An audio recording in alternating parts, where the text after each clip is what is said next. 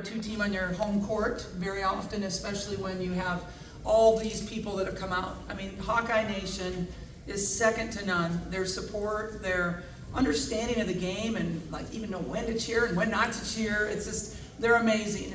Our 5 seniors, you know, I'm just so proud of them and what they've accomplished, what they've built this program into be.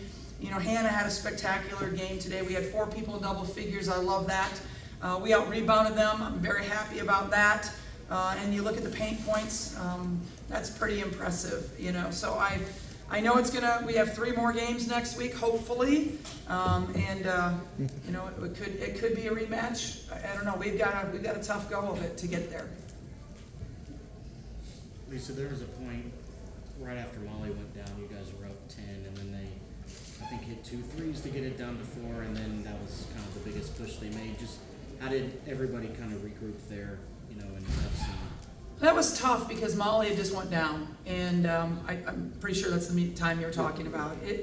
You know, anytime that happens, our team is so close that it's hard emotionally to regain your focus. I mean, you're worried about your teammate, you're thinking about the future instead of being in the now, and that was a really tough thing to overcome. I'm really proud of Kylie and Sid and how well they're playing and taking up the slack that, you know, Molly's given us so much this year and we really need her. And so I don't know the extent of her injury. I won't know till tomorrow. Everybody just say a few prayers for me, would you? Is it an ankle or Knee. Lisa, that first matchup against Ohio State, you guys lost the rebounding battle. And then the turnover battle against Ohio State is always very important. You won the rebounding battle and the turnovers were tied at 16. Just talk about those 2 areas of the game today and how important they were. Yeah, we felt like we gave up too many O boards against them at their place. And we did a much better job of that. And even like we had 16 turnovers today, but a lot of them were unforced, quite honestly, in the beginning of the game. I mean, it wasn't like their press caused us the turnovers. It was kind of us, you know, self-inflicted a little bit. And they're good quarter-court defense, but at the same time, I think that we did a good job of handling the press. what was Kylie doing defensively? She ended up with 4 steals, and she just seemed to be a bat out of hell sort of. You know, Kylie does such a great job of anticipating, keeping her hands high, and she was in the front of that zone that we were playing, and she did a really good job with that as far as just, you know, anticipating and getting a hand on it. We always say deflections lead to steals. All you have to do is get a deflection. Don't worry about getting a steal, get a deflection, because that's going to lead to something good. Hannah, can you just talk about your game today? I think you drew more fouls than anybody on either side. You tied for the high in rebounding, 23 points, 9 of 12. How important was it to you to come out, especially on an emotional day like this? Yeah, I think it was really important to come out like that. My teammates are really good at getting me the ball, and drawing fouls I think is really fun. So yeah, that was a lot of fun. It is a tough day for me. I'm a really emotional person, so yeah, it was great for me to come out and play like that. Yeah, when Kylie and I think even Gabby was playing pretty good perimeter defense too. What does that do for somebody like you who's at the bottom of that zone and get you guys going? Oh, it's awesome. If the ball doesn't come in to the paint, then they're not going to score. So I think it's awesome. I love that Kylie was getting her hands on so many, the 4 steals. I'm just so proud of her. She's always been a really great athlete, so I'm glad that everybody gets to see that too. At least over the last two games, we've seen Gabby Marshall start to knock down threes today. She's hitting threes, has her tongue out, she's having a fun time. How important is it to see that side of her going into the postseason now? Yeah, I mean, you saw last year, I mean, she was crucial to our advancing into the national championship game with her play. I mean, everybody knows what she does for us defensively, but when she can add that, like tonight going 4 for 7 from the 3, it just opens up everything for everybody else. And we love Gabby so much, and we know how hard she works at it, and so we're just thankful that, you know, she gets that recognition and that ball goes to the net, splashes through the net for her. This is another historical day for Caitlin, passing Pete Maravich. We talk about both that and the fact that you have Lynette Woodard and Maya Moore here today, both those things, because it's such a historical connection with the women's game. Yeah, it really is, you know. They used to call her Ponytail Pete when she was a little kid, and now she has the record. It's ironic, you know, and I'm just so happy for Caitlin, and I think she represents the university, our sport, in such a, she's such a good ambassador, and I'm very thankful for that. But for us to have Maya Moore here and Lynette Woodard, are you kidding? You know, Maya Moore was the person that shook Caitlin's hand when Caitlin was little. And it's just that kind of pass it along, right? Because now Caitlin's that person like Maya Moore that can do that for other people. So I love that. And then Lynette Woodard is really special. I have never had the honor of meeting Lynette Woodard until today, and it was a real privilege. She was my role model growing up, one of mine. Unbelievable player, first female Harlem Globetrotter, couple Olympics.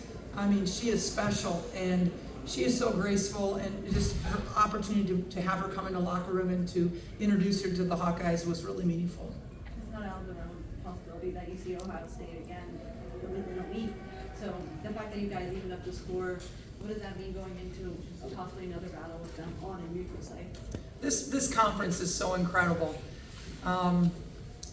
You know, I mean, 2 top 10 teams just battling it out right here today from the Big Ten, and it's going to go down next week. Are you kidding? It's going to be an amazing Big Ten tournament. But you know, we could see them, but you know, both of us have got to get through a couple games in order for that to happen. And you know, we'll just, you know, if we have that opportunity, we'll welcome it. Coach, wondering if when you look at what Caitlin did today versus the other records she set even in recent days, does this one stick out in terms of what this is going to do for women's sports moving forward? You know, I hope it advances women's sports even more. But to me, you don't have to break a man's record to be recognized. You don't have to do that. You know, I think breaking Lynette's record was significant. And so to me, yeah, you know, I mean, I admire Pistol Pete, but at the same time, I just don't want that to be the bar for women's athletics. How were you able to kind of hold them off? They of course, just kept coming. But in the second half, you seemed to find an answer. Yeah, you know, they got it down, and then Caitlin, I think, knocked it up. You know, that sounded terrible. Everybody's got to erase that right now. Oh my gosh. Posterity. Oh Lord.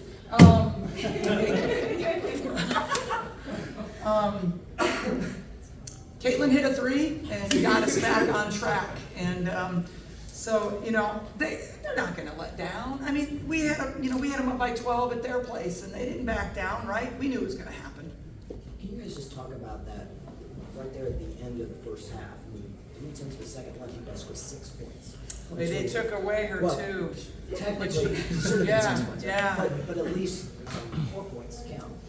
How big of a factor was that emotionally that Hannah was able to get fouled, got those 2 free throws, and then Caitlin got the record out the way there? Absolutely.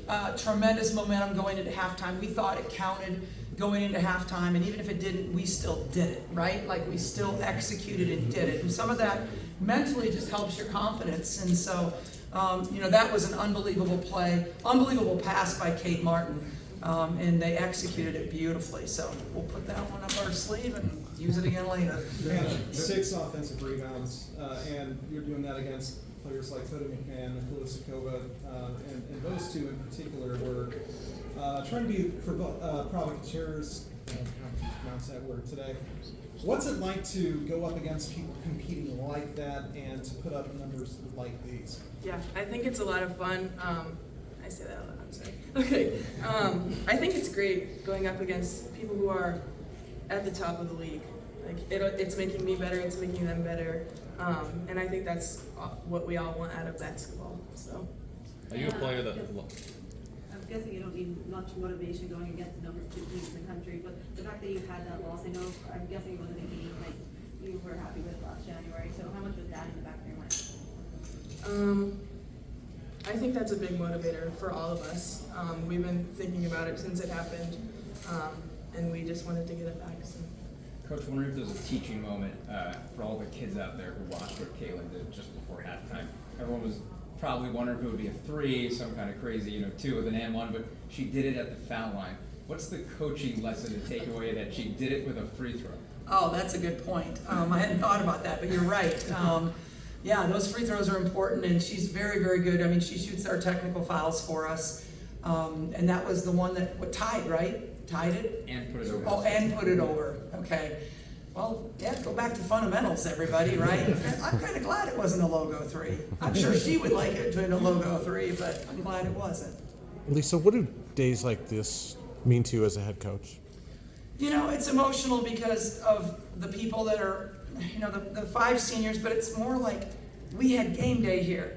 You know, we had great recruits here. We had all these people that came to watch our team, and they've been there for us all year long. I mean, they've been there since the crossover in Kinnick. And to think about when we started that with 56,000 people nearly there in Kinnick to now, you know, today where you can't even get a seat at one of our games.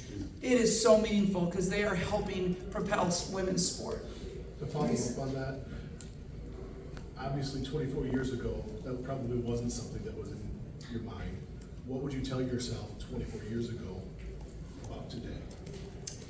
I don't know if I could imagine that. We actually, 24 years ago, Jenny and I came in here one time into Carver and said, we're gonna fill this place up someday. I don't know if any of us ever thought we'd really do it, but it happened. And so it's special to share it with them. I mean, Jan and Jenny and I have been together for so long, and you know, I'm just so thankful for their loyalty and how hard they work. You know, they're amazing, and I'm just very thankful to share this with them. Lisa, your team has been the rock stars of college basketball now for a year, certainly during this season. It is a lot of pressure for the women to perform each and every day, yet they seem to do that, whether they win or lose, but for the most part win. What's it like to be around people that mentally tough, and how does that help you guys reach this point in the season? You know, I always feel that basketball is such a great way to teach those life lessons, and we talk about it a lot. Like, how can we be better people? How can we prepare ourselves not for the next 4 years that they're here, but the next 40 years of their life? How are they going to take the lessons from basketball and use that moving forward? And being mentally strong is really hard, you know, really good to be able to learn that. Bouncing back from failure is hard, but we all fail. You know, every one of us fails. Maybe except for South Carolina right now, but you know, the rest of us, you know, we have to learn how to deal with that. And if they can learn that lesson while they're here, then it's more than just winning games. Hannah, what did you get from last year's postseason, both Big Ten and then NCAA, that's going to help you now heading into your postseason? I think just having confidence in my abilities and in the team, and not stressing about anything. And doing my homework before we leave. Oh, yes. Thank you, guys. Thank you.